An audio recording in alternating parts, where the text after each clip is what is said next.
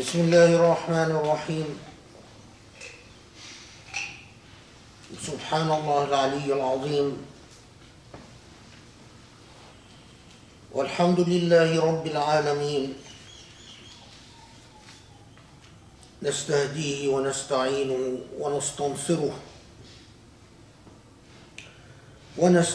ونستشرده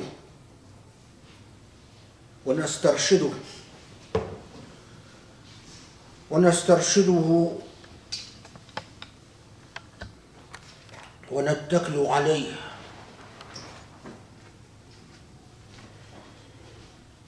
نسأل الله أن يهدينا سواء السبيل والصراط المستقيم، وأن يهدينا إلى ما يحب ويرضى، فإنه حق من هدى الله فلا مضل له، ومن يضلل فلا هادي له. نسألك الله أن تقسم لنا من خشيتك ما يحول بيننا وبين معاصيك، وأن تقسم لنا من رحمتك ما يقربنا من طاعتك، وأن ترزقنا من اليقين ما يهون علينا مصائب الدنيا وأحداثها. ونصلي ونسلم ونبارك على محمد النبي الأمين المرسل رحمة للعالمين، خاتم الأنبياء والرسل أجمعين، وعلى آله الأطهار الميامين، وعلى أصحابه، وعلى من اتبعه بإحسان إلى يوم الدين.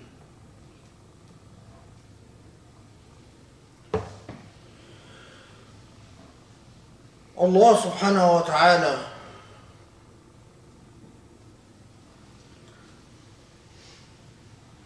describes the faith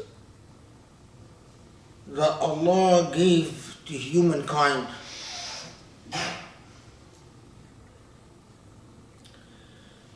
as a light upon humanity.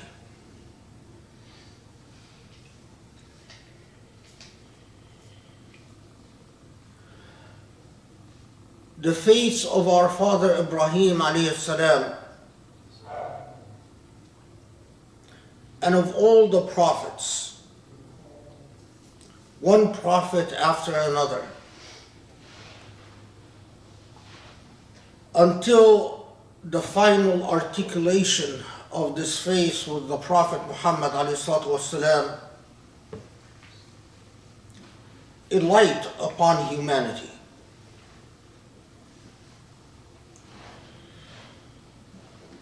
And what does light do? It forces darkness to retreat. When it shines, it enables visibility and clarity, and exposes the hidden and secret, and confronts those who look where the light shines to see the true nature of things. A light, by its nature, forces darkness to retreat. A light, by its nature, has an intrinsic relationship to truth. But not just truth, but with bravery and truthfulness and honesty.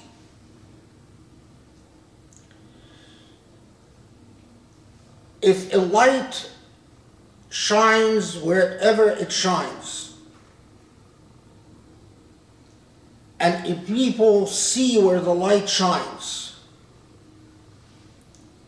but either do not have the bravery or the attention span or the wisdom or the perceptiveness or the sagacity to see where the light shines and to speak the truth on behalf of the light, then the function of the light itself is defeated.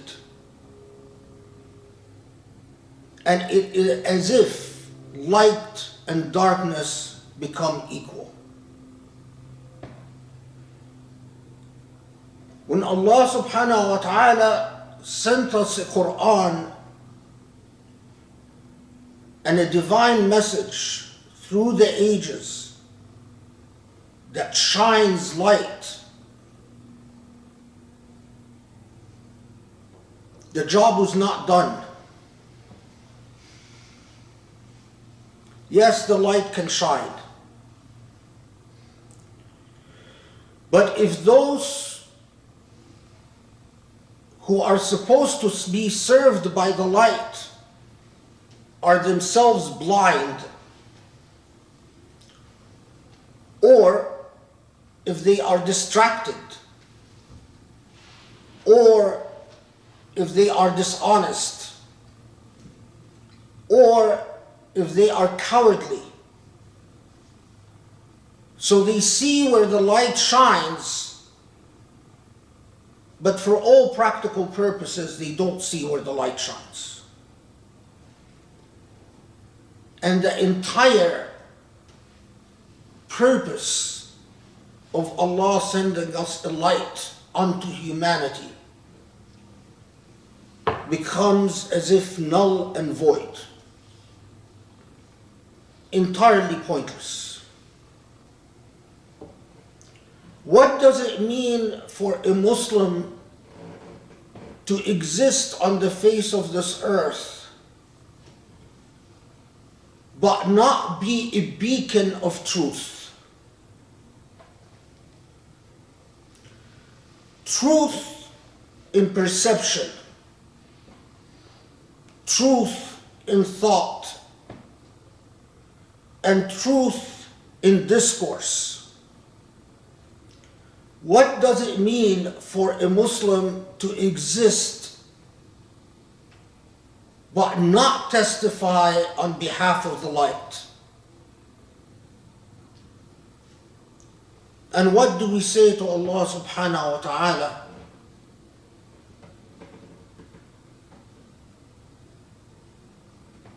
When Allah says, I've gifted you the light, what have you done with the light?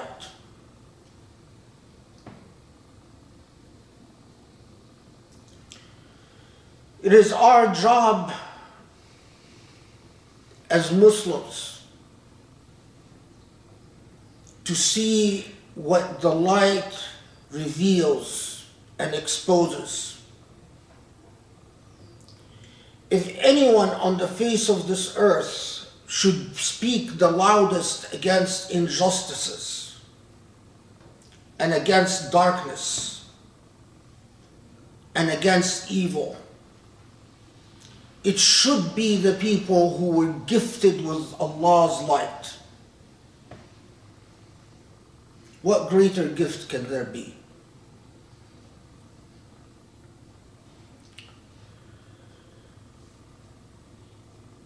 Hardly a week passes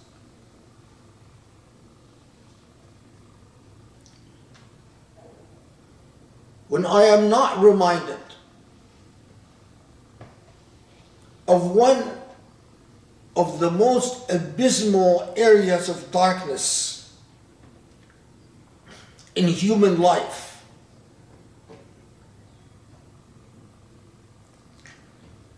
One that,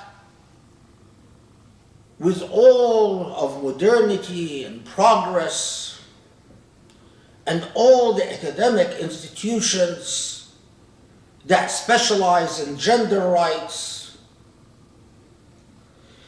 and all the highly acclaimed theorists on feminism, and all the books that are published in the academia on feminist theories, and all the Muslims around the world who proclaim and declare themselves feminists, you would think that certain kinds of darkness would be vanquished in our age.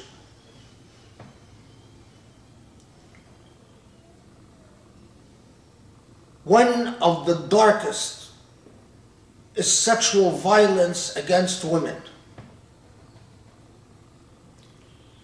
Rampant. With freedom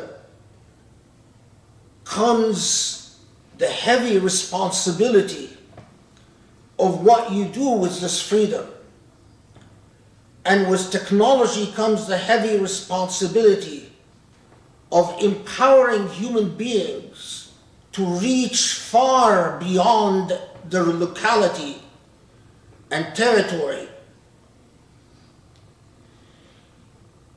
In other words, with progress comes the ability to inflict an enormous amount of hurt and pain. Normally, I read countless reports of sexual violence against women in the field of human trafficking. And every week, it pains me to no end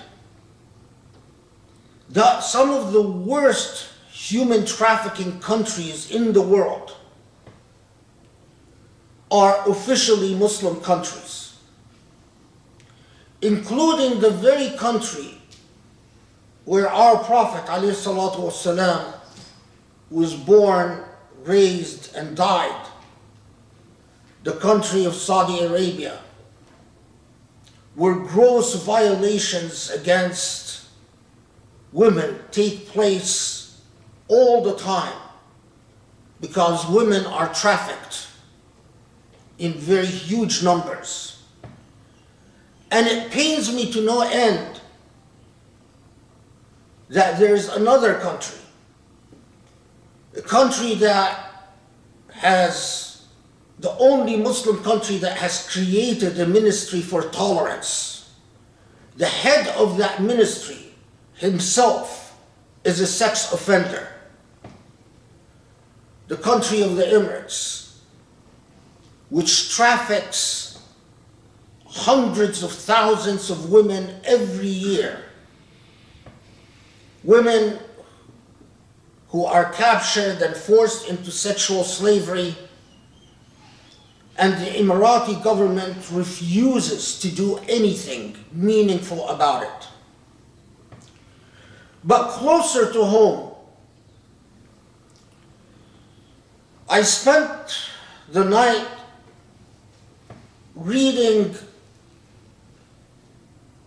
about an 80-page court decision by the Pennsylvania Supreme Court in a case of grotesque sexual violence by a famous American star, Bill Cosby.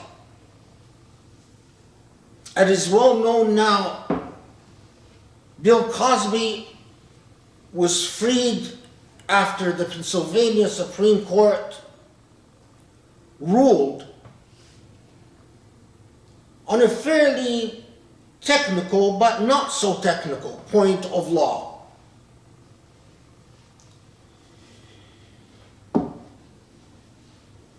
Although by the very court opinion, the very opinion that the Pennsylvania Supreme Court wrote, the 80-page court opinion, the Pennsylvania Supreme Court documents that someone like Bill Cosby is a serial rapist.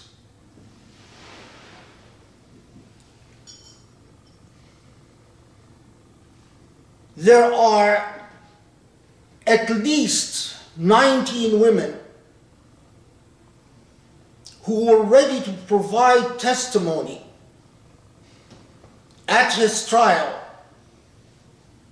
that they were drugged and raped by the man. In most of these cases, or actually in all of them, except for one, the statute of limitations had run.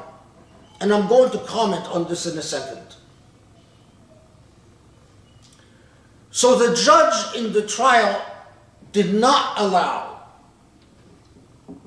the vast majority of these women to testify, and only allowed a very small number of women to testify as to what in law we call prior bad acts. In other words, the crime that you've committed and that you're being tried for, you have a pattern of doing with many other people in the past.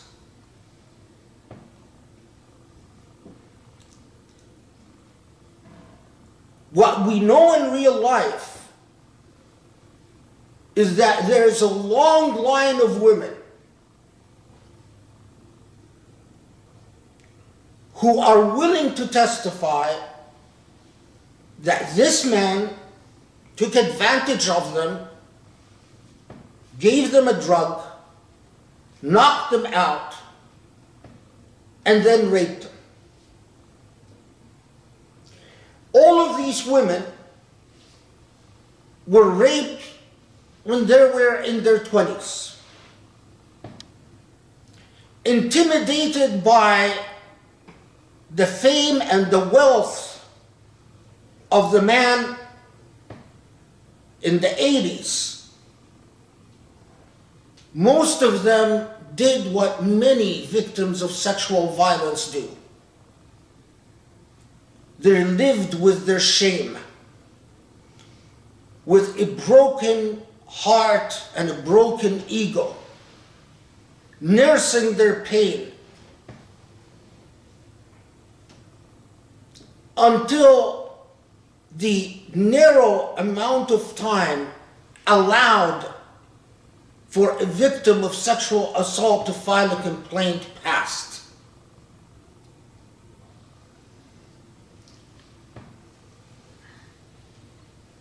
But one woman, only days before the statute of limitations ran, did file criminal charges against Bill Cosby. And that's why he was put on trial. And that's why we even heard about the other women who were willing to testify in his trial. The problem was that what was afforded to Bill Cosby is not afforded to normal defendants who don't have a virtual mountain of money to spend from and the best lawyers to hire. The prosecutor in 2005 decided that he was not going to prosecute Bill Cosby. And he made a statement to the media that he doesn't intend to prosecute Bill Cosby. And the prosecutor claimed that the reason he did that was to enable, I have to explain a rather technical point. In the United States, the US Constitution guarantees you the right against self-incrimination.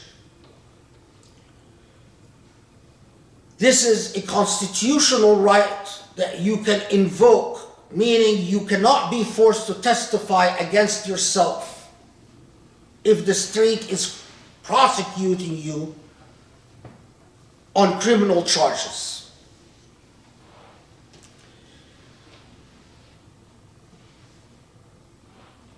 In this case,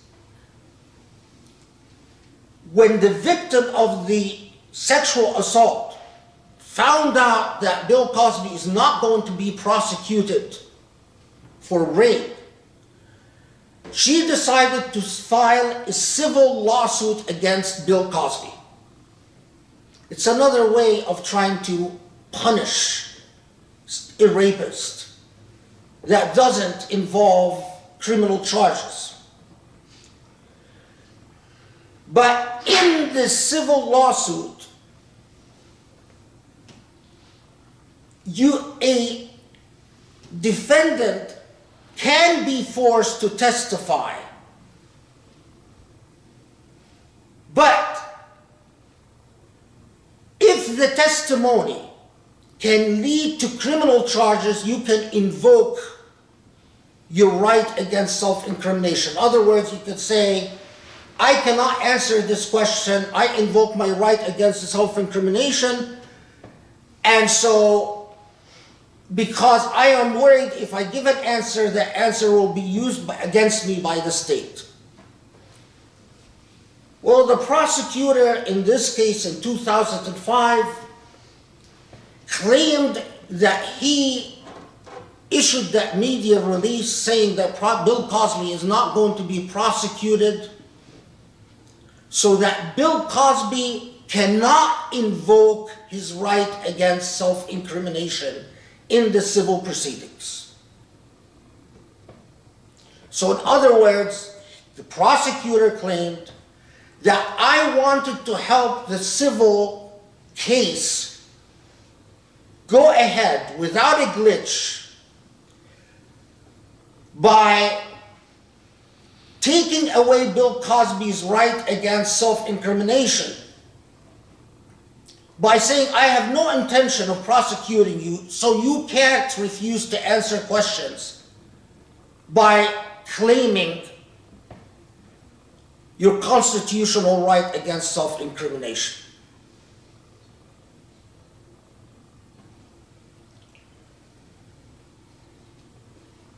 That civil lawsuit that was filed by one of the victims of Bill Cosby's rape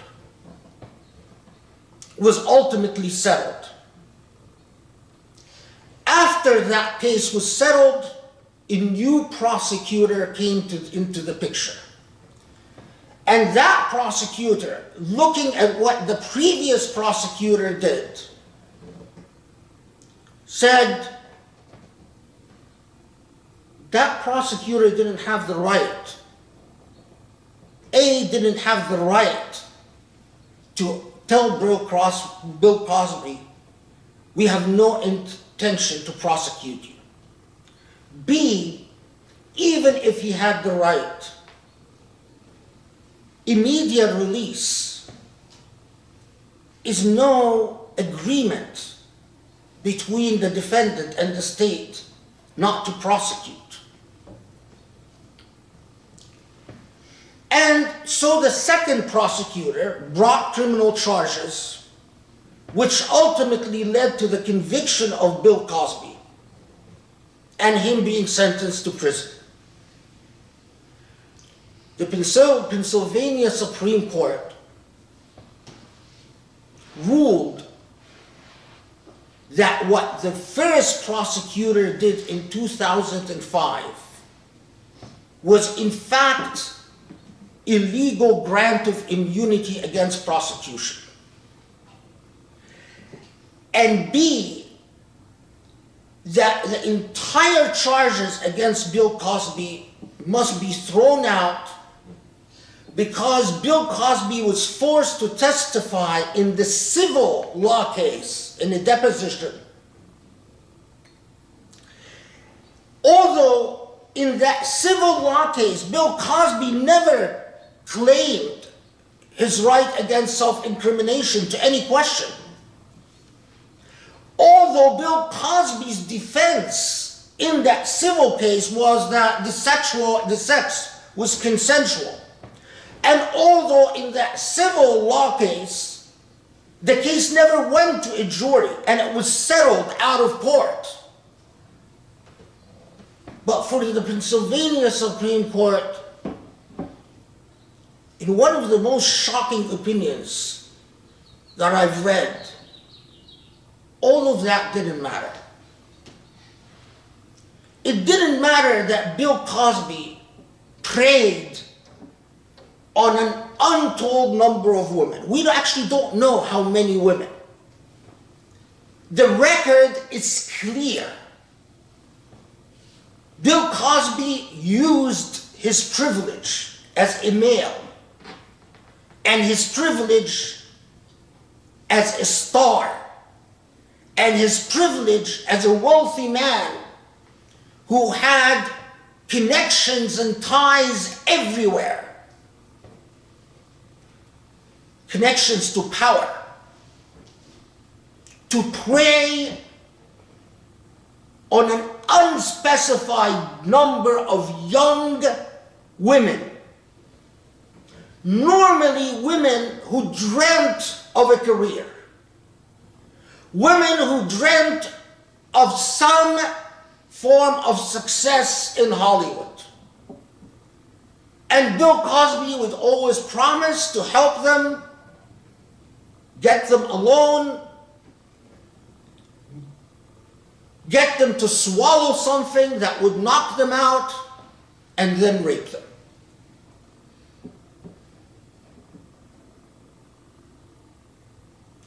It is shocking. It is shocking that we live in a country where a serial rapist is not prosecuted as a terrorist. What is a serial rapist? Isn't a serial rapist a terrorist? Doesn't a serial rapist terrorize women? If Bill Cosby did not embody wealth and power and masculinity, would there be any chance he would get away with the type of crimes he got away with for so long, and which, according to the Supreme Court of Pennsylvania, there is no further criminal, there's nothing you can do against him. He's dead, that's it.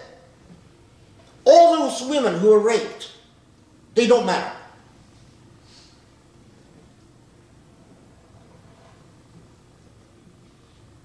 I am not going to do the Muslim thing and say, how dare you rape me, how dare you lecture me about women's rights when this is what you do. Because we're all in the same boat. We are all injured and aggrieved by injustice, or we should be. It saddens me and shocks my conscience as a human being and as a Muslim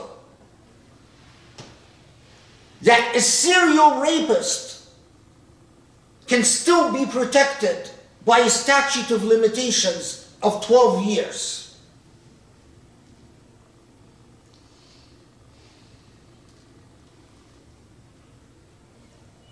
How can it be that you can continue preying on defenseless people, women, and then a sweetheart deal made by a prosecutor who, God knows why, assured the media that there in 2005 that no criminal charges will be brought against Cosby. And how can it be that not even an officially written agreement, not even an actual agreement for immunity issued by the prosecutor's office, a simple statement to the media is what was cited by the Supreme Court of Pennsylvania to grant Cosby immunity from prosecution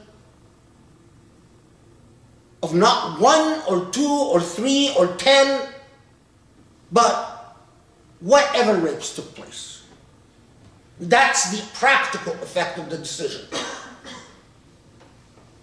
Normally, what happens is that in a civil lawsuit, if a defendant in a civil lawsuit claims a right against self-incrimination, then we go to court and the court rules on whether a defendant in a civil lawsuit has the right to claim that right or not. That's normally what happens. You are sued in civil proceedings. You say, I don't want to answer this question. Why? Because I'm invoking my 8th Amendment against self-incrimination.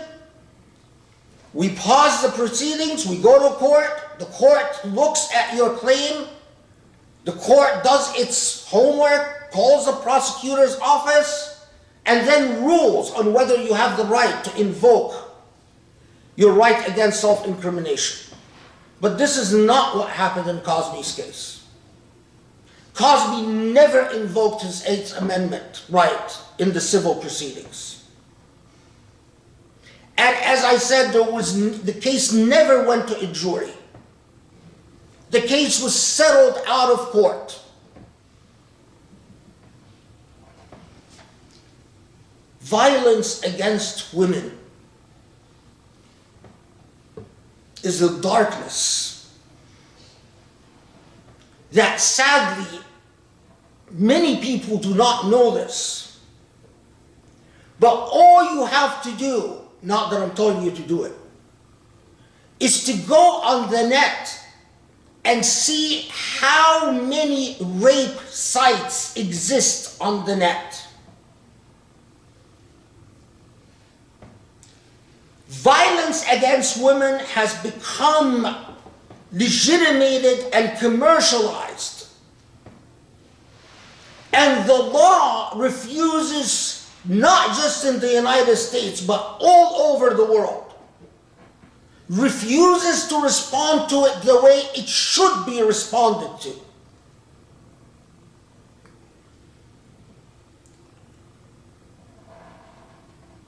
There was a case recently in Egypt.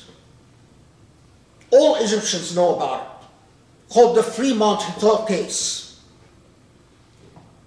A group of privileged and rich Egyptians made it a practice to rent hotel rooms in the Fremont Hotel in Egypt and invite girls under various pretenses. And then they would drug the girls, rape them, film them, and write offensive messages on their bodies as well as their initials. Although the state had in its possession the actual videos of the rape, just this week, all charges were dismissed. And I was talking to a friend yesterday and learned that not only that, but the state actually threatens anyone that objects to the freeing of the rapists. Why? Again, money and privilege. Money and privilege. Corruption.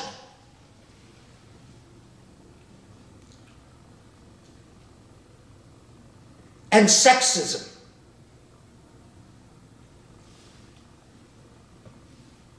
what we see as crimes of darkness and as crimes of terror, what we define as terrorism, as the absolute evil, is something that we subjectively decide on based on our value system as human beings.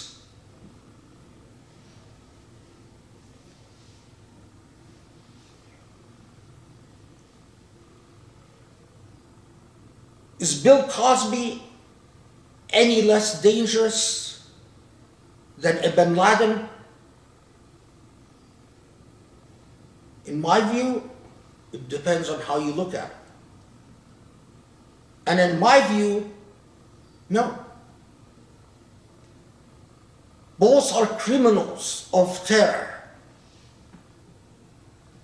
One man uses the name of God to terrorize,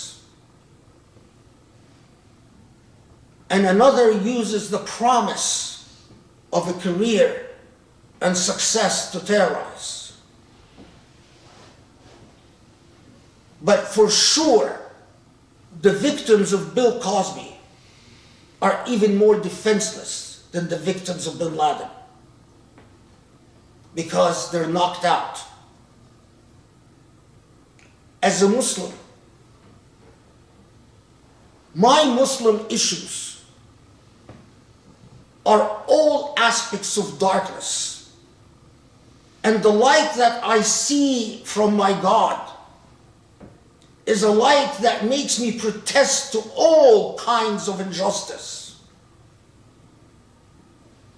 And it is the book of Allah that taught me that violence, and especially sexual violence against women, is an absolute crime of hiraba in Islamic lingo, a crime of terrorism, and should be treated as such. Bismillah ar-Rahman ar-Rahim, walhamdulillahi rabbil alameen, wa subhanallah al-Ali al-Azim. Allahumma salli wa sallim wa barik ala Muhammad wa ala alihi wa sahbihi ya Rabb.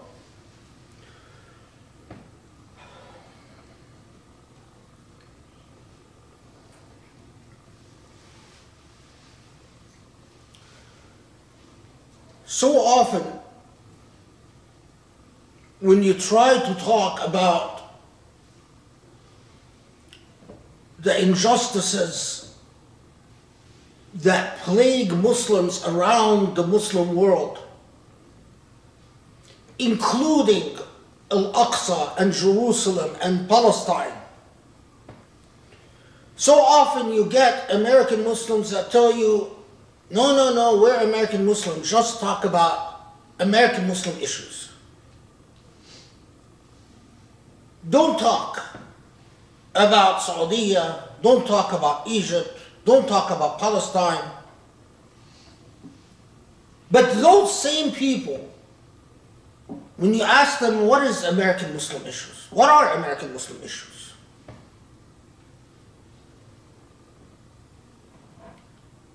And you never get a real response to anything.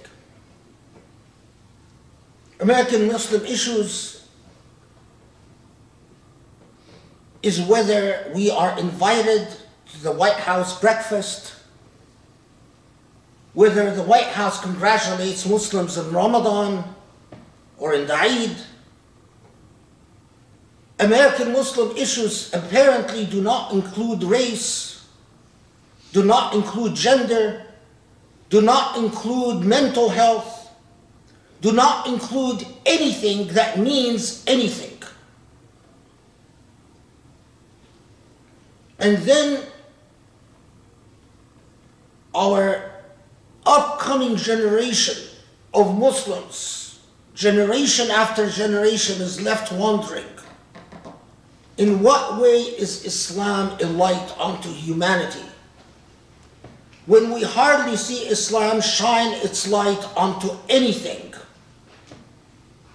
other than whether a woman's hijab is right, or whether men and women are separated properly, or whether kids are reciting Qul Huwallahu Ahad, well,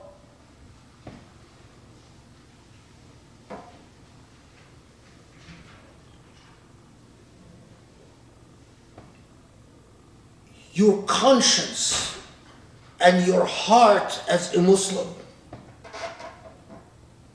must pulsate with the love of Allah subhanahu wa ta'ala.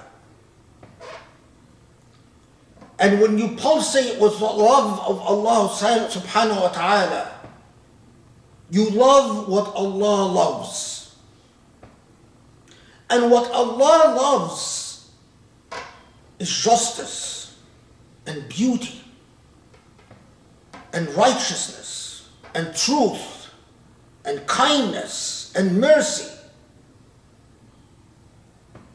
And when your heart pulsates with the love of Allah, and you love what Allah loves, in the same way that Allah spoke against all injustices that Allah saw when the Quran was revealed, you speak against all injustices in the moments that you exist on this earth. And you always ask yourself, if the Prophet ﷺ was here, what would he say? What would the Prophet say about the hundreds of thousands of women who are trafficked in the Emirat every year? How would the Prophet ﷺ assess the ministry of tolerance of the Emirat in light of all the women who are raped and forced into sexual slavery in the Emirat? What would the Prophet say about the land of Mecca and Medina that traffics thousands of women every year into sexual slavery? What would the Prophet say about the Fremont Hotel in Egypt and the drugging of women and the raping of women and the filming of women? What would the Prophet say about Bill Cosby as a serial rapist and the Supreme Court of a state saying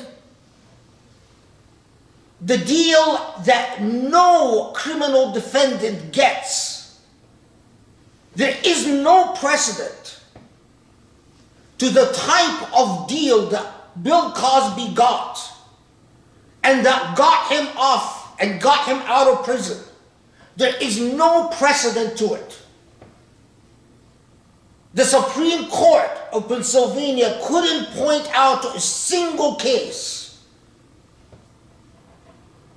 in which anyone got a deal like the one that got Cosby off the hook.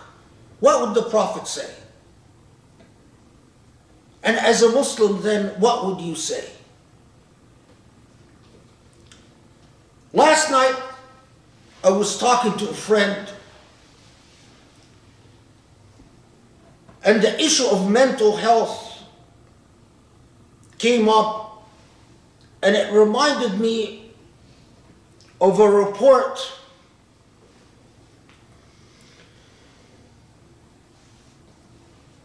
by a UCLA report that came out last fall.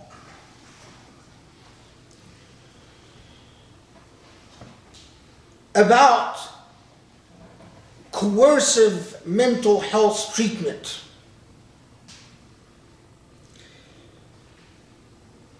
And the report noted an alarming tendency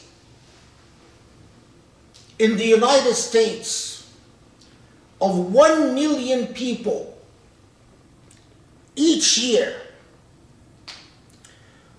who are diagnosed in highly subjective ways with bipolar disorder or schizophrenia or some other mental disease, and then coercively treated, meaning they are coercively incarcerated, coercively then subjected to invasive medical treatments.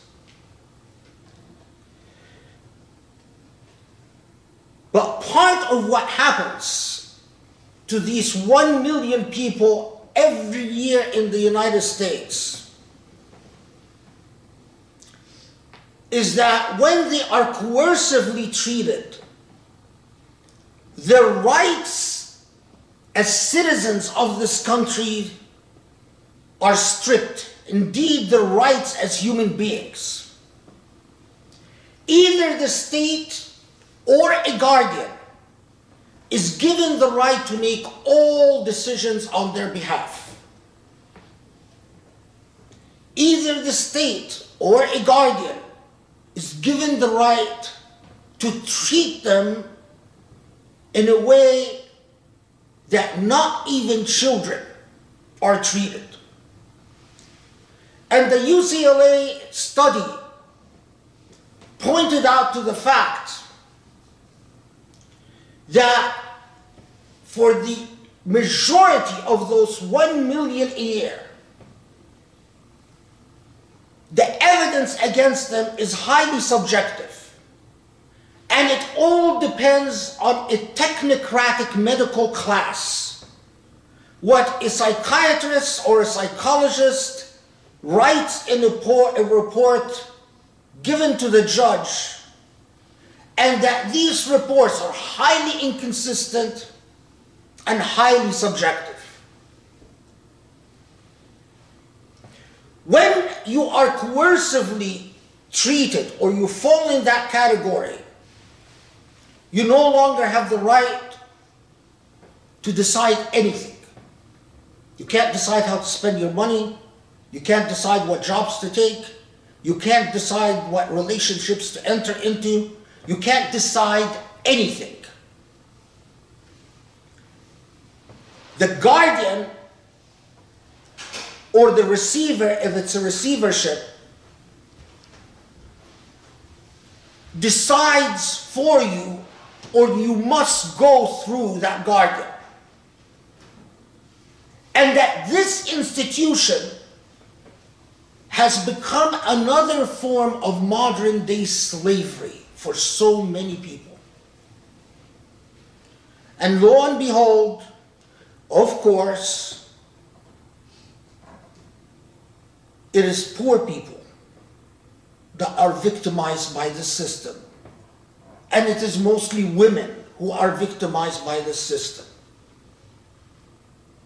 This got a degree of prominence recently, as I learned from this friend, because of a pop singer called Britney Spears, who for 12 years has been put in a receivership or a guardian where her father is appointed as her guardian. She cannot do literally anything without the approval of her guardian. But as in the case of Britney Spears, one of the most shocking aspects of this gross abuse of power is that the receiver, the guardian,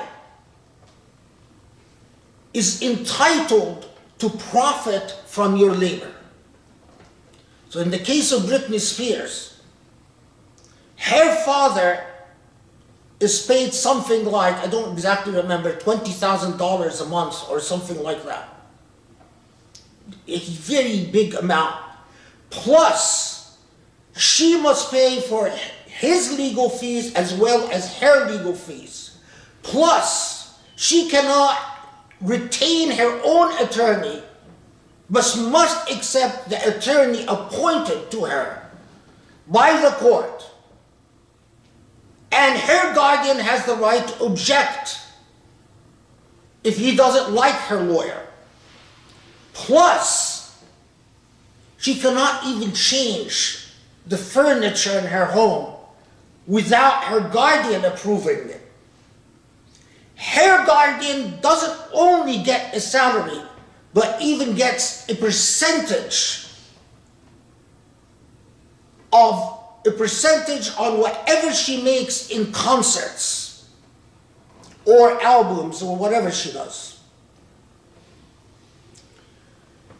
It made me think of the law of Hijr in Sharia.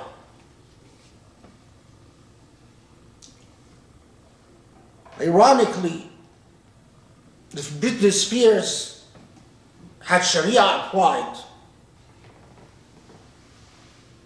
Sharia would never accept that a guardian profit from their guardianship.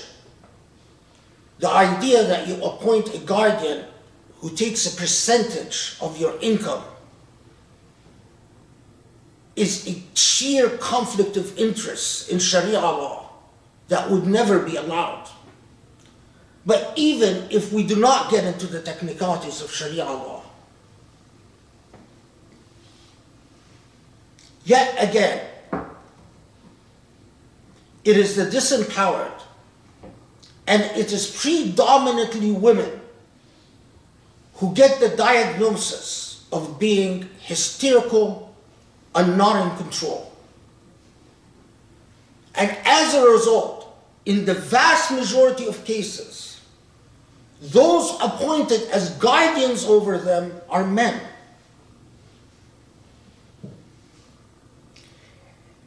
And in many cases, the abuses that take place in these types of relationship, including forced sexual favors, not saying that this happened, of course, in the Britney Spears case, but I'm talking about in many other cases. And although the United Nations and various human rights organizations have repeatedly warned against the rising institution of coercive mental health care and guardianships that follow after coercive mental health care, and pointed out repeatedly that this constitutes gross violations of their human rights of the people who fall victim to the system. Nothing happens year after year.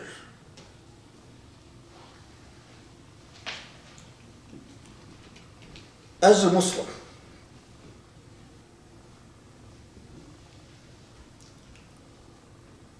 none of the injustices fall outside the purview of my radar.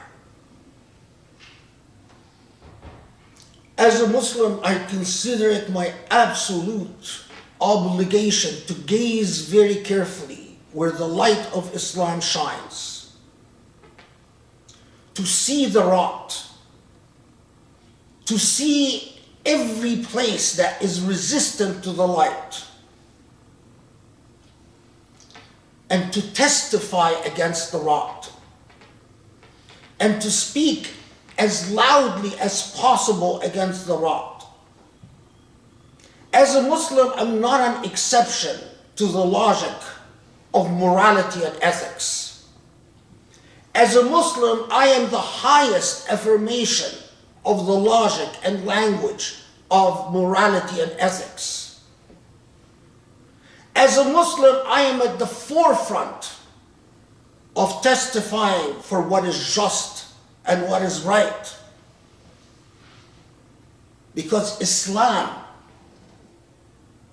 is at the forefront of what is right and what is just. And I pray that I see the day that countless Muslims join me in the same path. Look at where the light shines and understand the blessing of the light and the way that you honor the blessing of the light.